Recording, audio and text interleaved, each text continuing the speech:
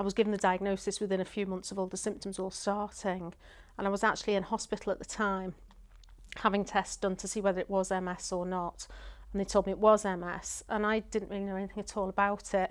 I knew a couple of friends of friends that had it, but I didn't really have any first-hand experience of anybody with MS. I had my first attack, and they said at the time it was a stroke.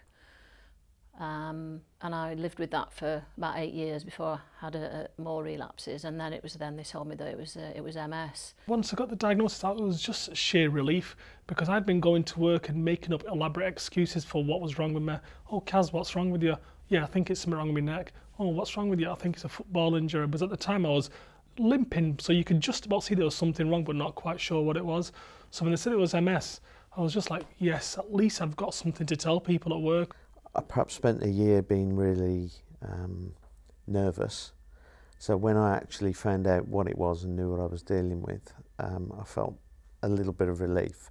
Fear. I had no idea what MS was and what the implications of it were for my family, my wife.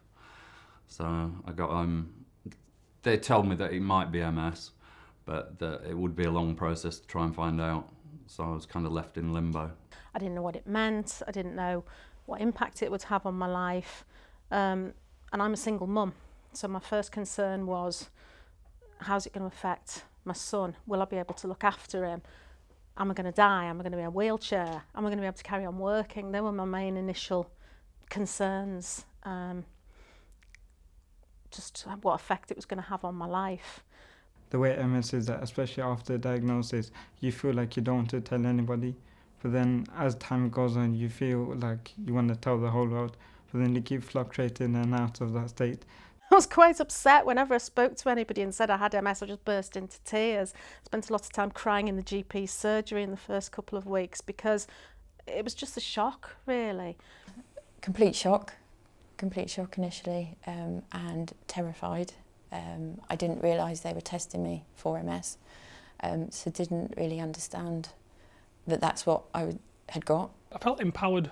I knew what was wrong with me. I knew what the problems were, because anybody with MS will tell you that the diagnosis process is fair enough, but before that, it's even years before, you've got things going on with your body you can't quite explain.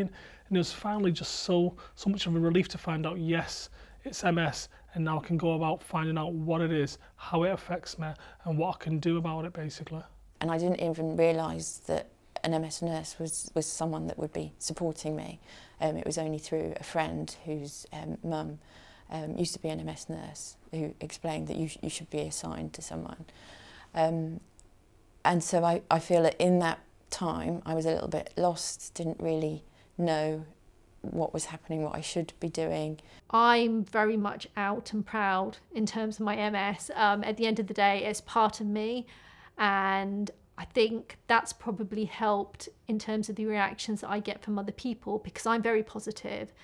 It means that people can see that, well, it doesn't have to be all doom and gloom. I'm not saying that it's been easy, because it hasn't, but I think if you stay positive, it makes a huge amount of difference. It also makes things easier to cope with. I was in denial because I had two young children. My daughter was 8, my son was 5, and I was in a quite high pressurised job, which was needed to pay the mortgage. I was the main wage earner at the time, and my husband's job wasn't secure. And I couldn't contemplate that my life would change